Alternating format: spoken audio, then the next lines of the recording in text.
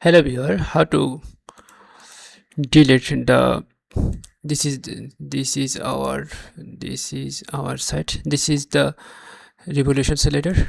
It's working fine. Also I have made the custom slider for it. This is the custom slider. This is the revolution slider. So I am deleting the revolution slider from our site. So this is a custom slider I have made. So this is our custom slider I have made, and this is our revolution slider. Just close the revolution slider from our here. Now done. Just publish it. Here also the delete the revolution slider. Revolution slider. Where is the revolution slider? So revolution slider, revolution slider revolution. So slider revolution, delete this. Okay, so slider revolution we also remove from here. Now we have run this website. This is the website where we have,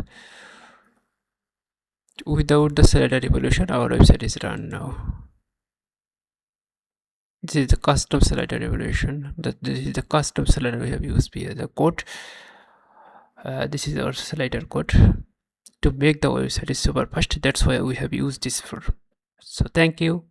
To make the WordPress website, we are working also this website to make it the super fast speed. So that's why we are working here. Now we are try to make this build to the premium look, also the without super fast speed. Thank you.